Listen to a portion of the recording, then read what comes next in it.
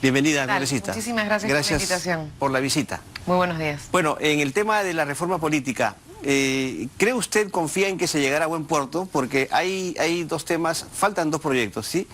Pero que son los que más discusión genera. El de paridad y alternancia y la inmunidad parlamentaria. Parece que inmunidad no quieren aceptar bajo ningún punto de vista. Parece que paridad y alternancia tampoco, ¿no? Son como tú dices, esos dos no son los que generan más debate solamente, sino son los dos proyectos que tienen que ver con el núcleo de poder. Uno, que es el de paridad y alternancia, con el núcleo del poder tradicional, clásico, que hemos llamado muchos como el patriarcado, y que tiene que ver con tratar de lograr al fin una representación igualitaria entre hombres y mujeres en el Parlamento. Eso que parecía simple, que en las encuestas el 70% de la población decía, claro, si son la mitad de la población, ¿cómo no van a ser la mitad de la representación? Algo que debería, aceptarse por lo normal que es, está teniendo un nivel de resistencia muy duro, y el día de ayer la señora Bartra no quiso poner al voto el dictamen que logramos sacar con mucho esfuerzo en la Comisión de Constitución, un dictamen que por una diferencia menor, pero finalmente mayoritaria de votos, terminó logrando reconocer la paridad y la alternancia en las listas y un proceso escalonado. Yo sé que hay muchas personas, varias de las feministas que promovían ese tipo de medidas, que no estaban de acuerdo con el escalonamiento, pero era un proceso progresivo para avanzar a lo que era fundamental, paridad y alternancia en la lista. Hoy día tenemos una obligación, los partidos políticos, como saben, no pueden inscribir una lista sin colocar formalmente 30% de mujeres. Sí. Lo que se quiere ahora es que sea apostar al 50% y que vayan alternadas, mujer-hombre, mujer-hombre, o hombre-mujer, hombre-mujer, hombre-mujer, para que de esa manera tengan oportunidades mayores de salir. Pero ayer, perdón, congresista, escuchaba en el debate algunos argumentos en contra, ¿no? El tema, obviamente, de los méritos y, sobre todo, el poco interés que, según algunas parlamentarias decían, había de las mujeres en participar en política. ¿Esto es un argumento sólido? No, válido? Es un argumento de discurso vacío, y decirlo así. En el Perú hay más de 600.000 mujeres que militan en partidos políticos, Carlos. 600.000 mujeres, más de medio millón de peruanas están dentro de los partidos políticos. ¿En serio no podemos encontrar 65 candidatas de 600.000 mujeres que están inscritas? Carlos, en el Perú, y eso es algo que hay que recordar, las mujeres siempre hemos estado. A veces nosotros abrimos los textos escolares y vemos la independencia, por ejemplo, y siempre aparecen hombres. Aparece Simón Bolívar, aparece San Martín, en los precursores aparece Túpac Amaru, pero en ese mismo proceso estuvo Micaela Bastidas, estuvo Tomás Atito Condemaita, estuvo Manuelita Sáenz. Es decir, tuvimos una gran cantidad de mujeres, pero la historia la escribían hombres y las decisiones las tomaban hombres, y por eso han ido ocultando y dejando en segundo plano el rol de la mujer. Vamos a cumplir 200 años de ser una república independiente, pero nosotras no tenemos ni 70 años. Hay una diferencia de 130 años entre ustedes y nosotras de derecho de participación política. Por eso es que es importante empujar este mecanismo de paridad y alternancia. Lo que quiere hacer la señora Bartra, y eso es lo que alertamos el día de hoy, es cambiar el acuerdo de la Comisión de Constitución y colocar una supuesta paridad y alternancia en las primarias, no en las listas que van a competir al final. Entonces, lo que podrían aprobar es un mecanismo para que las listas finales tengan incluso menos que el 30% que hoy día la ley exige. Eso sería una burla no solo a la esencia de la cuestión de confianza presentada por el Ejecutivo, sino sería una burla a la lucha a la participación de las mujeres que venimos teniendo en el próximo montón de tiempo. ¿Por qué cree usted que quieren cambiar esta decisión que se tomó en Constitución?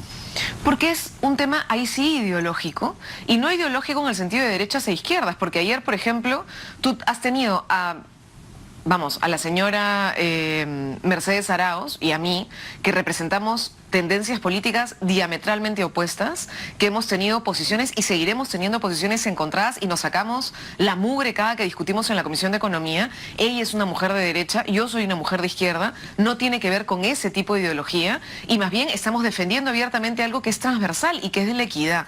Pero sí hay una ideología patriarcal, cerrada, machista, que es la raíz de la discriminación y de la violencia que sufren las mujeres en el país. Y esa manera de pensar cerrada contra la posibilidad posibilidad de la igualdad y que están en contra de cualquier política de género es la que quiere impedir que esto avance, ¿no? O sea, es el machismo el que Sí, evidentemente. obliga a estas personas... Es el que está impidiendo dar un paso hacia la igualdad. Eso es. Y que además está en contra de lo que piensa la mayoría de la población y de lo que fue el compromiso que asumieron cuando dieron la cuestión de confianza. Acá a veces la gente...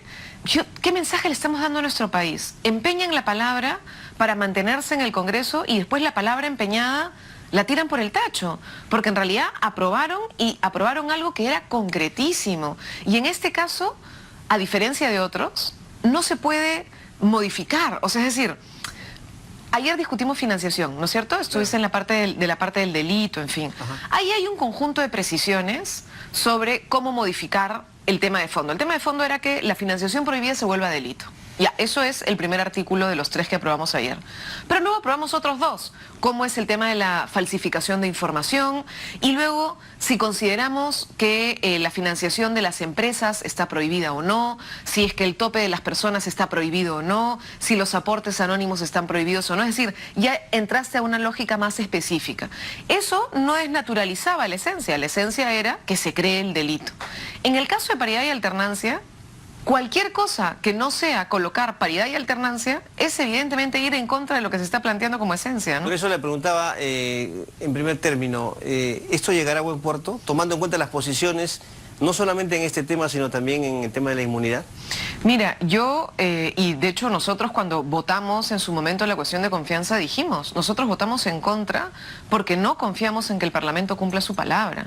Y ahora a mí me daría muchísima pena tener razón. Es decir, confirmar que resulta que a pesar de todo el esfuerzo que todas las bancadas están poniendo, porque el día de ayer yo he visto al congresista Miguel Ángel Torres, he visto a la congresista Luz Salgado tratando de convencer al propio congresista Tubino, tratando de defender la posición de la Comisión de Constitución. En los días pasados he visto a la congresista Alejandra Aramayo, que espero hoy día se incorpore con nosotros, ha sido una congresista valiosísima para el debate de paridad, que han intentado empujar. Sin embargo, hoy día el Pleno tendrá una cita con la historia para el Perú, para las mujeres y para la palabra que han empeñado, ¿no? En la eventualidad que en estos 2 temas no se respete la esencia, ¿no? De los proyectos del Ejecutivo, ¿el presidente estaría en condiciones de disolver el Parlamento? ¿No se respetaría la confianza? No se respetaría la confianza y lo que tendrían que hacer eventualmente es volver a ir a presentarla. Ya. Es decir, frente a los casos concretos, a los dictámenes presentados, exigir que el Parlamento actúe como tiene que actuar. Y eso sería una manera de ratificar la cuestión de confianza. Pero lo cierto es que la palabra empeñada, hoy día vamos a ver si realmente la van a cumplir o no. 77 parlamentarios se comprometieron con el Perú en avanzar a esas reformas. Si es que no cumplen con su palabra, sabremos que lo único que hicieron ahí fue salvar su puesto de trabajo y no realmente comprometerse con reformas fundamentales, ¿no? Pero ¿no cree usted que se están aprobando las reformas a las corridas, como se dice? Eso por el tema del tiempo, de la... Pero eso es en el fondo, diría yo, responsabilidad del propio Parlamento, porque demoró un horror en el debate. Y ahora ya lo tenemos usted, perdón, que discutido. Es el Parlamento, en este caso, el Parlamento tenía más de un mes de presentadas esas reformas. Y no se estaban debatiendo en la Comisión de Constitución. Y ahora ya hemos pasado más de un mes de debate adicional. Es decir, hoy ya no hay un tema de las corriendas. Hoy es un tema de voluntad, Carlos. Y lo que nosotros necesitamos saber es si va a haber voluntad real de avanzar en lo que puede significar un cambio, un antes y un después en la historia política del país y en lograr que en este bicentenario, cuando cumplamos 200 años de república, las mujeres estemos incorporadas plenamente.